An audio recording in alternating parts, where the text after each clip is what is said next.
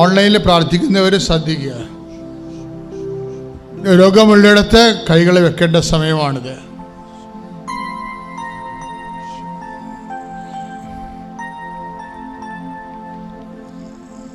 ശ്വാസകോശങ്ങളിൽ രോഗമുള്ളവർക്ക് നെഞ്ചത്ത് കൈവെക്കാം. യേശുനാമത്തിലാണ് കൈകൾ വെക്കണമെന്ന് കർത്താവോട് നീ ഏറ്റു പറഞ്ഞിരിക്കണം. ആകാശത്തെയും ഭൂമിയെ സൃഷ്ടിച്ച കർത്താവിൻ്റെ നാമത്തിൽ. തൊണ്ട വേദനയുള്ളവർക്കും സിസ്റ്റുള്ളവർക്കും ഗ്ലോയിറ്റിൻ്റെ അസുഖമുള്ളവർക്കോ തൈറോയിഡ് ഉള്ളവർക്കും തൊണ്ടയിൽ കൈവെക്കാം. വിശ്വാസ പ്രമാണം ചെയ്തുകൊണ്ടിരിക്കണം. എവിടെയാണ് തലയിലോ കണ്ണിലോ മൂക്കിലോ സെൻസേഷൻ ഇല്ലാത്തവർക്ക്, കാഴ്ച കുറവുള്ളവർക്ക്, ചെവി കേൾക്കാൻ പാടില്ലാത്തവർ, അവരൊക്കെ നെറ്റിയിൽ കൈവച്ച് പ്രാർത്ഥിക്കണം. വിശ്വാസ പ്രമാണമാണ് ചെല്ലേണ്ടത്. അടിവയറ്റ് വേദനയുള്ളവര്, മൂത്രാശയത്തിൽ കല്ലുള്ളവർ, കിഡ്നിയിൽ കല്ലുള്ളവർ, പാൻക്രിയാസിൽ കല്ലുള്ളവർ, വീർപ്പുള്ളവര്, കരളിന് വേദനയുള്ളവര്, ഹൃദയത്തിന് ആഘാതമുള്ളവര് എല്ലാം ആ സ്ഥലത്ത് കൈവെക്കുക. ഒന്നിൽ കൂടുതൽ രോഗങ്ങളുള്ളവര് കൈ സ്വസ്തിക പോലെ എടുത്ത് കൈവയ്ക്കണം. 5-6 രോഗങ്ങളുള്ളവരില്ലേ, അവർക്ക് പൂർണ്ണമായ ശരീരത്തെ കർത്താവിനെ ഏൽപ്പിക്കണം. അച്ഛൻ പ്രാർത്ഥിക്കുമ്പോൾ സ്തുതിക്കണം. കർത്താവിന് ശക്തി നിങ്ങളിലേക്ക് കടന്നു വരേണ്ട സമയമാണ്. കർത്താവ് നിന്റെ വിശുദ്ധ പൗരോഹിത്യത്തെ മഹത്വപ്പെടുത്തണമേ. ശ്രുതിക്കട്ടെ. കർത്താവ് ശക്തി ഒഴുകണമെന്ന് പ്രാർത്ഥിക്കുന്നു. കർത്താവ് നിന്റെ വിശുദ്ധ പൗരോഹിത്യത്തെ മഹത്വപ്പെടുത്തണമേ. കർത്താവ് സഭയിലുള്ള സാന്നിധ്യം പ്രകടമാക്കണമേ. കർത്താവ് 36 കൊല്ലം അർപ്പിച്ച കുർബാനയുടെ യോഗ്യതയെ കർത്താവ് കൃപാസമൽത്താരയിലെ ജീവനോടെ പ്രത്യക്ഷപ്പെട്ട പരിശുദ്ധ അമ്മയുടെ പ്രത്യക്ഷീകരണത്തിന്റെ സ്ഥിരീകരണത്തിനായി പ്രാർത്ഥിക്കുന്നു. അപ്പാ, സ്വർഗീയപ്പാ, മാരകരോഗികൾ, തീരാ വ്യാധികള് യേശുക്രിസ്തു വിശുദ്ധമായ രക്തത്താൽ സൗഖ്യമാകട്ടെ എന്ന് പിതാവിന്റെ നാമത്തിൽ പ്രാർത്ഥിക്കുന്നു. കർത്താവ് വിസർപ്പ രോഗികള്, ത്വക്ക് അലർജി ഉള്ളവര്, അസ്ഥി ഉരുക്കമുള്ളവര്, അസ്ഥി ക്ഷയിക്കുന്നവര്, സോറിയാസിന്റെ രോഗമുള്ളവര്, വേരിക്കോസ് രോഗികള്, തലമുടി കൊഴിയുന്നവര്, തലയിൽ സിസ്റ്റുള്ളവര്, പിൻകഴുത്തിൽ വേദന ഉള്ളവര്, മക്കളില്ലാത്തവര്, ഉള്ള മക്കൾ നടക്കാത്തവര്, സംസാരിക്കാത്തവര്, ഓട്ടിസം ഉള്ളവർ, ഹൈപ്പർ ആക്ടിവിറ്റി ഉള്ളവര്, ഗർഭിണികള്, ഗർഭത്തിൽ കുഴപ്പങ്ങളുള്ളവര്, കുഞ്ഞിന് വളർച്ചയില്ലാത്തവര്, കുഞ്ഞെത്രയും പുറത്തോട്ട് വന്നിട്ട് ലിക്വിഡ് ഫ്ലൂയിഡായിട്ട് പോകുന്നവര്,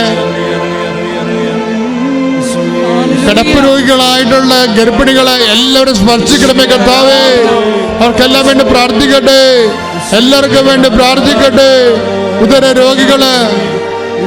രോഗികള്, മൂത്രാശയ രോഗികള്, മക്കളില്ലാത്തവര്, അവരെല്ലാം സ്പർശിക്കണമെന്ന് പ്രാർത്ഥിക്കുന്നു. അടിപ്പിടർ പോലെ, വൈദ്യാഘാതം പോലെ ദൈവികമായ ശക്തി കണ്ടേ കൃപാസാൽത്താരെ ജീവനോടെ പ്രത്യക്ഷപ്പെട്ട മാതാവിന്റെ മധ്യസ്ഥത്തില് യേശു നാമത്തില് സൗഖ്യം പ്രാപിക്കട്ടെ. ശ്രദ്ധിക്കട്ടെ.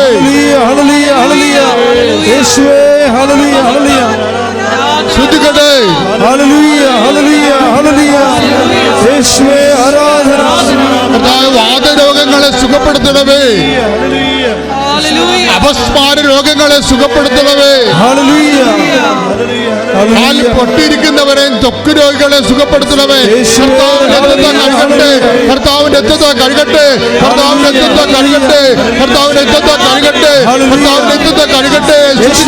ശ്രദ്ധിക്കട്ടെ.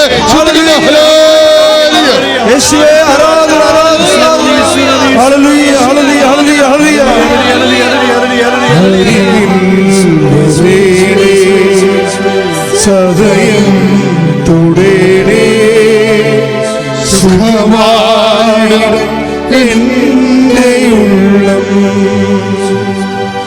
അരികിൽ വരേ സദയം തുടരെ സുഖമായിടും എൻ്റെ ഉള്ളം. വിശ്വാസത്തിൻ്റെ ആക്ടിവേഷനും എപ്പോഴും സംഭവിക്കുന്നത്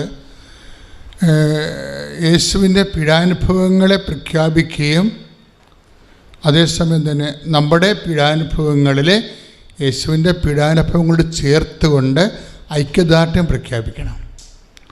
ഒരു ചെറിയ പനിയായാലും ശരി, ഒരു വൈറൽ ഫീവറായാലും ശരി, അത് ആ പീഡാനുഭവത്തെ ഏറ്റെടുത്തിട്ട് കർത്താവ് നിൻ്റെ ശരീരവേദനയോട്, നീ എൻ്റെ രക്ഷയ്ക്ക് വേണ്ടി അനുഭവിച്ച ശാരീരിക വേദനയോട് ഒന്ന് പ്രാർത്ഥിച്ചേ. കർത്താവേ, ഞങ്ങളിപ്പോൾ അനുഭവിക്കുന്ന വ്യത്യസ്തങ്ങളായ മനോവേദനകള്, ശാരീരിക വേദനകളെ നിന്റെ മനോവേദനകളോട്, നിന്റെ പീഡാനുഭവത്തിന്റെ ശാരീരിക വേദനകളോട് ചേർത്ത് വെച്ച് ഐക്യദാർഢ്യം പ്രഖ്യാപിച്ചുകൊണ്ട് നിന്നെ മഹത്വപ്പെടുത്തുന്ന സ്തുതിക്കട്ടെ. ഹല്ലേലൂയ ഹല്ലേലൂയ ഹല്ലേലൂയ യേശുവേ ആരാധന ഹല്ലേലൂയ ഹല്ലേലൂയ ഹല്ലേലൂയ ഹല്ലേലൂയ ഹല്ലേലൂയ യേശുവേ സ്തുതി ഹല്ലേലൂയ യേശുവേ നന്ദി ആരാധന ആരാധന. നമ്മളെ കത്തി ഒക്കെ ഇടയ്ക്കിടയ്ക്ക് തേച്ച് വെക്കത്തില്ലേ? അല്ലെ, കത്തി ഉപയോഗിക്കുന്നവർ പച്ചക്കറി അരിയാനാണെങ്കിലും മറ്റെന്ത് സാധനം അരിയാനാണെങ്കിലും കത്തി നമ്മൾ മുറിച്ച് കൂട്ടി വെക്കും. നമ്മൾ ഒരു മാസം നാട്ടിലില്ലെങ്കിൽ പിന്നെ വരുമ്പോൾ ഈ കത്തിയൊക്കെ ഒരു പരുവായിരിക്കും. അപ്പം നമ്മൾ രണ്ടാമത് തന്നെ രാഗി ശരിയാക്കിയെടുക്കും. ഇതുപോലെ നിങ്ങൾ രാഗണ്ട കൂടുതൽ ഹയർ പ്രൊഡക്ഷന് വേണ്ടി രാഗേണ്ട രണ്ട് സാധനങ്ങളുണ്ട്. ഒന്ന് നിങ്ങളുടെ വിശ്വാസവും ഒന്ന് നിങ്ങളുടെ ദൈവസ്നേഹവുമാണ്. ഈ സംഭവമാണ് മൂർച്ച കൂട്ടുന്ന സാധനം. എല്ലാം സ്പീഡാക്കി അരിയണത് എല്ലാം മൂർച്ച ഉണ്ടെങ്കിലേ സ്പീഡായിട്ട് അരിയാൻ പറ്റത്തുള്ളൂ അല്ലേ?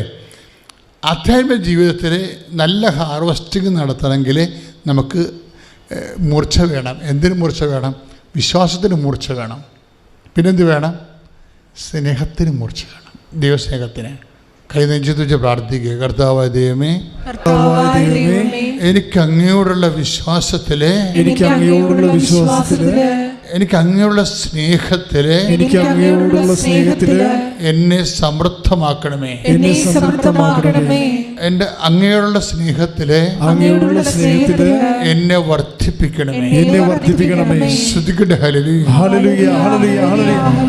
ശരീരത്തിലെ ആണി പോലെ ഇങ്ങനെ വന്ന് പിന്നെ അതൊരു ശരീരത്തിൻ്റെ ആ ഭാഗം കല്ലായിട്ടിരിക്കുകയാണ്. കല്ല് പോലെ ഭയങ്കര ഹാർഡാണ്. അത് നമുക്ക് എടുക്കാനും പറ്റണില്ല, അത് പൊറുക്കണമില്ല, പഴുക്കണമില്ല. ഒരു ഡെഡ് ബോഡി കല്ല് വെച്ച് വെച്ചിരിക്കുന്നത് നമ്മുടെ ശരീരത്തിൻ്റെ ഉള്ളിൽ അല്ലെങ്കിൽ പുറമേ ആയാലും അങ്ങനെ ഭാഗം കാണുന്നുണ്ട്. കർത്താവ് ആ വ്യക്തിയെ സുഖപ്പെടുത്തിക്കൊണ്ടിരിക്കുന്നു. ശ്രുതികട്ടെ.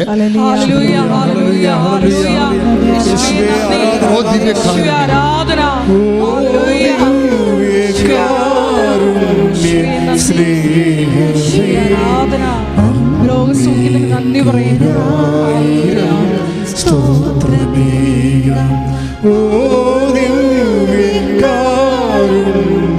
സ്നേഹമേ അങ്ങേക്കുരായിരം സ്തോത്രമേ. പരിശുദ്ധ പരമദിവ്യകാരുണ്യത്തിന് ആരാധനയും സ്തുതിയും പുകഴ്ചയും ഉണ്ടായിരിക്കട്ടെ. കർത്താവ് ലൈനിലുള്ളത് കൊണ്ടാണ് ഇതുപോലെ ചെറിയ ചെറിയ നിർദ്ദേശങ്ങളൊക്കെ തരണത്. ഞാനൊന്നും കൃതിച്ച് കണ്ടുപിടിച്ച് പറയണതല്ല. എൻ്റെ മനസ്സിൽ പരിശുദ്ധാത്മാവ് പറയുന്ന അനുസരിച്ചാണ് നിങ്ങളോട് ഇപ്പോൾ പറഞ്ഞത്.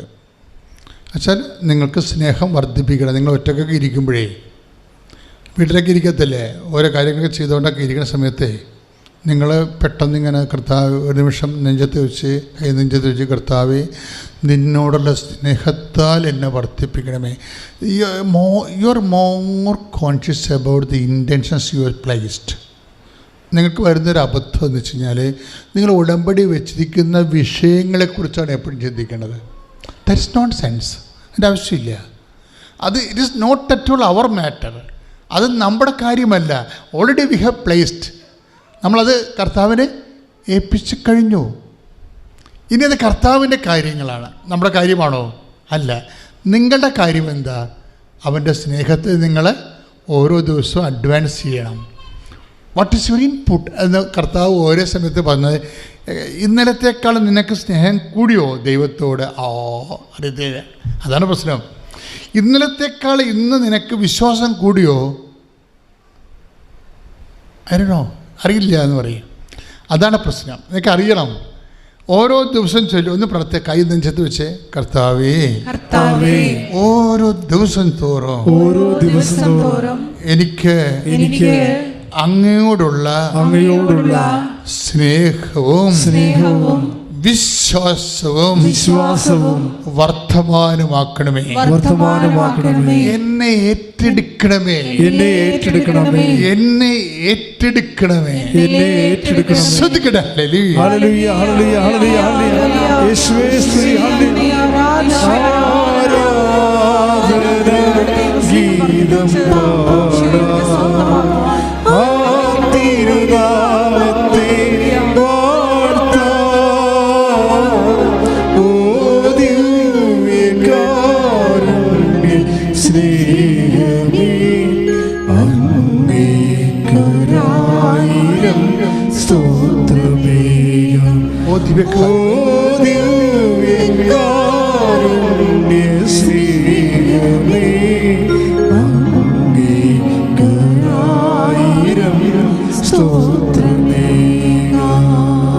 ഇപ്പം നമ്മൾ പരിശുദ്ധാത്മാവിൻ്റെ അഭിഷേകത്തിൽ ഒരു പ്രാർത്ഥന പ്രാർത്ഥിച്ചത് എന്താണ്?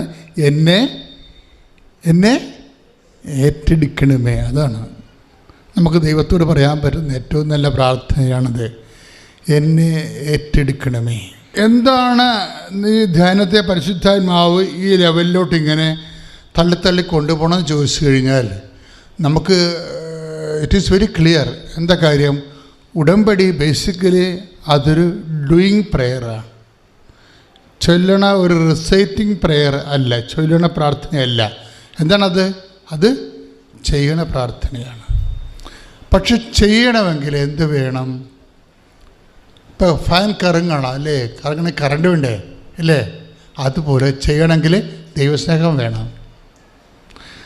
നിങ്ങൾ എന്ത് ചെയ്താലും കർത്താവേ നിന്നോടുള്ള സ്നേഹത്താലെന്ന് പറയണം. ഒരു പത്രം ഒരാൾക്ക് കൊടുത്താൽ പോലും പറയേണ്ടത് എന്താണ്?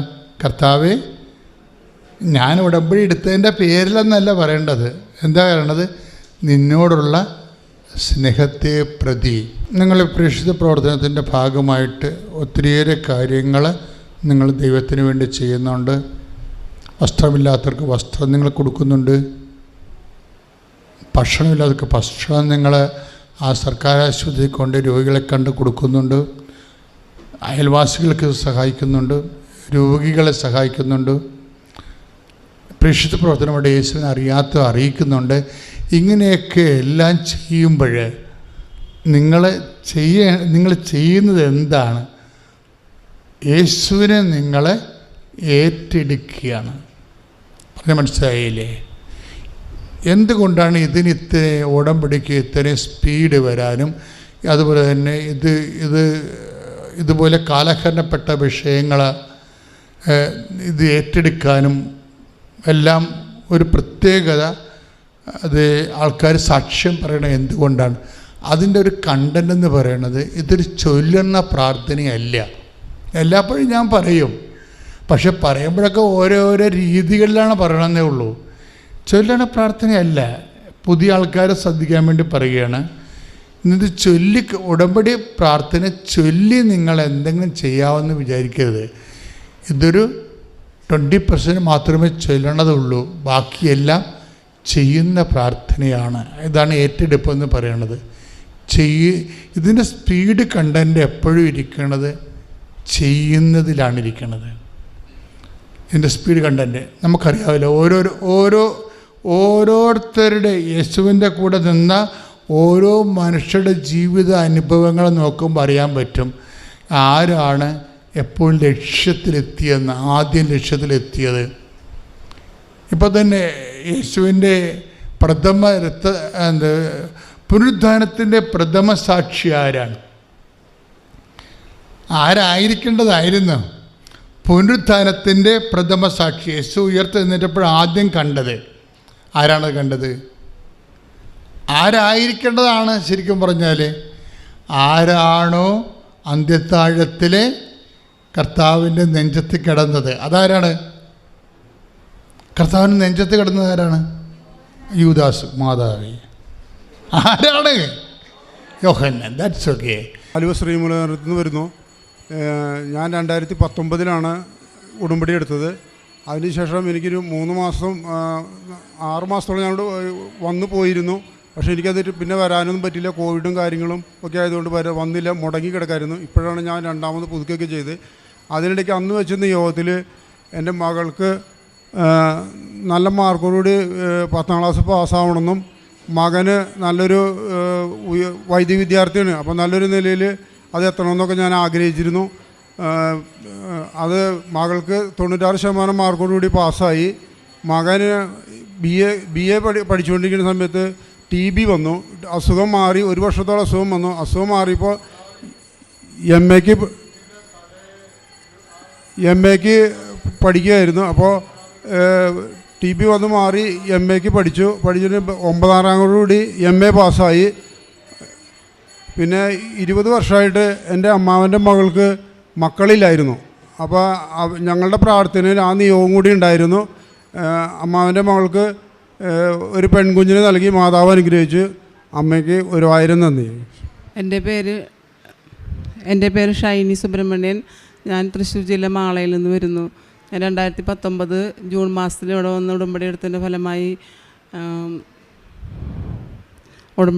ഫലമായി ഞങ്ങളൊരു കേസ് 9 വർഷമായിട്ട് സ്ഥലം ഒരു സംഘത്തിൻ്റെ സ്ഥലമായിരുന്നു. ഞങ്ങളത് ജപ്തി ഒഴിവാക്കി 1.5 ലക്ഷത്തോളം രൂപ ചിലവാക്കി ജപ്തി ഒഴിവാക്കി കഴിഞ്ഞപ്പോൾ അവർ പറയണത് ഞങ്ങൾ ജപ്തി ഉണ്ടായിട്ടില്ല. ജപ്തി ഒഴിവാക്കി കഴിഞ്ഞപ്പോൾ അവർ ആ സ്ഥലം ഞങ്ങളറിയാതെ വിൽക്കാൻ തീരുമാനിച്ചു.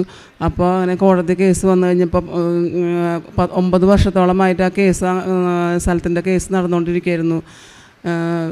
ഞങ്ങൾ ഒരു ഹിന്ദു സമുദായത്തിൽപ്പെട്ടതാണ്. ഞങ്ങൾ ഇങ്ങനെ മാതാവിൻ്റെ കൃപാസനത്തെക്കുറിച്ച് കേട്ടറിഞ്ഞ് ഇവിടെ വന്ന് ഞാനും എൻ്റെ ഭർത്താവും കൂടി നിയോഗം വെച്ച് പ്രാർത്ഥിച്ചതിൻ്റെ ഫലമായി ഇവിടെ വന്നതിൻ്റെ അന്ന് മാതാവിൻ്റെ ആ കാശ് രൂപം ഞങ്ങൾക്ക് കിട്ടിയത്. ഞാൻ പിറ്റേ ദിവസമായിരുന്നു കോടതിയിലേക്ക് പോകേണ്ട ദിവസമായിരുന്നത്.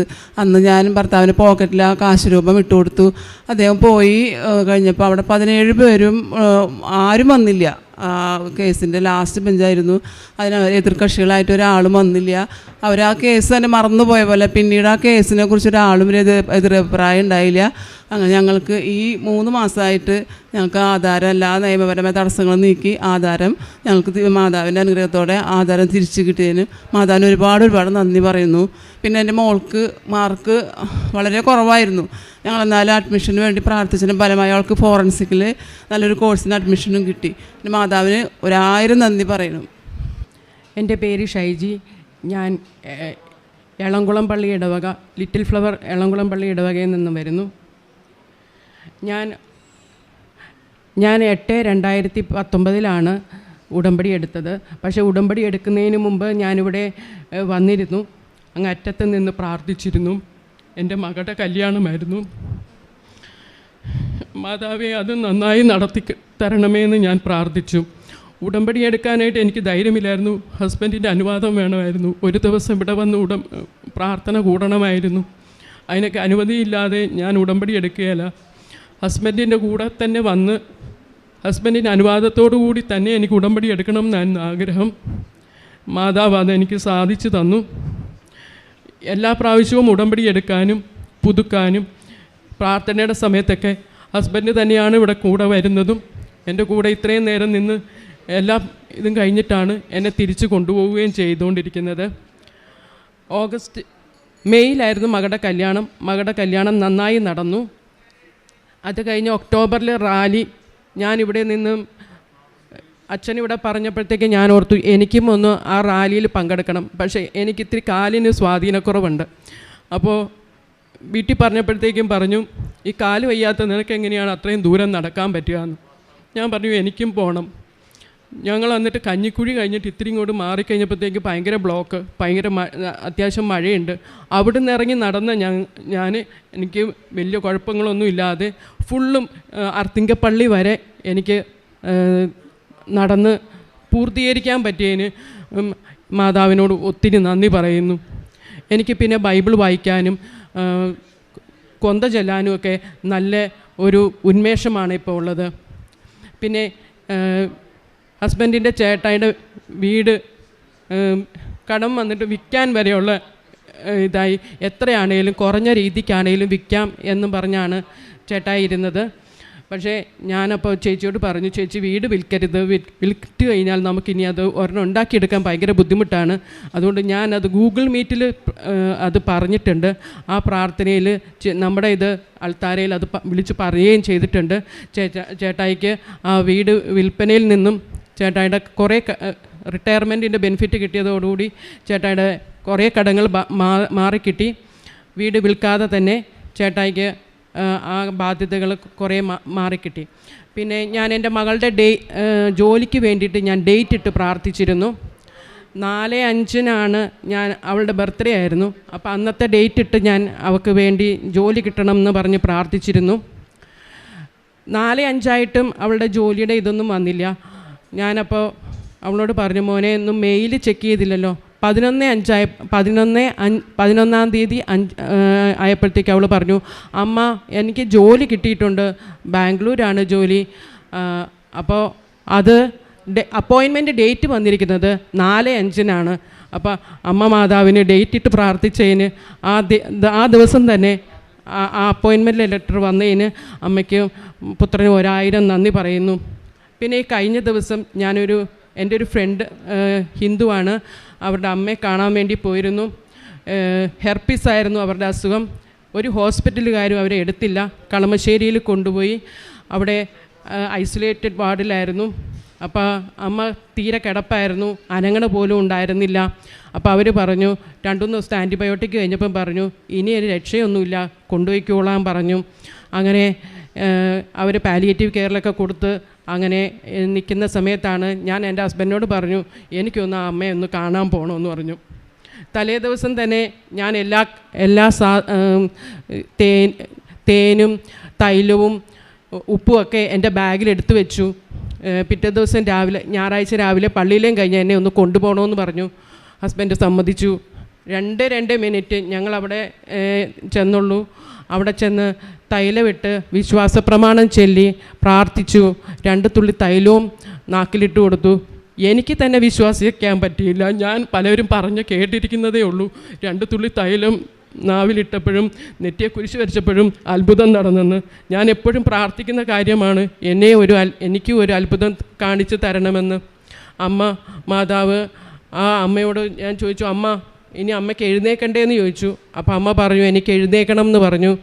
അപ്പോൾ ആ മകൾ പറഞ്ഞു, അമ്മ 10 ദിവസമായി ഈ കിടന്നിട്ട് അമ്മ എഴുന്നേറ്റിട്ടില്ല, ഒന്ന് ഡ്രസ്സ് മാറാൻ പോലും തുടയ്ക്കാൻ പോലും ഒന്ന് തിരിയാനോ മറിയാനോ അമ്മ നമ്മളോട് കോപ്പറേറ്റ് ചെയ്യുന്നില്ല എന്ന് പറഞ്ഞു. ഇത് പറഞ്ഞേ അമ്മയോട് ചോദിച്ചു എഴുന്നേക്കട്ടെ എന്ന് ചോദിച്ചപ്പം പറഞ്ഞു എഴുന്നേൽപ്പിക്കാൻ പറഞ്ഞു. ഒരു ബലവും പിടിക്കേണ്ടി വന്നില്ല, അമ്മ സുഖമായിട്ട് എഴുന്നേറ്റിരുന്നു. അത് കഴിഞ്ഞിട്ട് അവരെല്ലാവരും സിസ്റ്റേഴ്സിനെയൊക്കെ വിളിച്ചു പറഞ്ഞു, വീഡിയോ കോൾ ചെയ്തു. കുറച്ച് കഴിഞ്ഞ് ഞാൻ വീണ്ടും വിളിച്ചു, എൻ്റെ സംശയം ഞാൻ കണ്ടത് ശരിയാണോ, ഇനി വേറെ വല്ലോ ഇതുണ്ടോ, പിന്നീട് കിടന്നിട്ട് എഴുന്നേക്കാൻ പറ്റിയില്ലേ, ഇതൊക്കെ ഞാൻ പിന്നീട് അത് കഴിഞ്ഞ് വിളിച്ചു വെച്ചപ്പം പറഞ്ഞു അമ്മ വീണ്ടും എഴുന്നേറ്റിരുന്നു, ഭക്ഷണവും കഴിച്ചു, അമ്മ ഇപ്പോൾ സുഖമായിട്ടിരിക്കുന്നു എന്ന് പറഞ്ഞു. എൻ്റെ പേര് PB ആൻ്റണി. ഞാൻ വരുന്നത് വരാപ്പുഴ ക്രൈസ്തനഗർ ഇടവയിൽ നിന്ന്.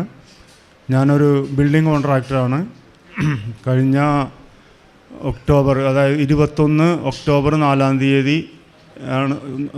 തീയതിയാണ് ഞാനിവിടെ ഒന്ന് ഉടമ്പടി എടുക്കുന്നത്.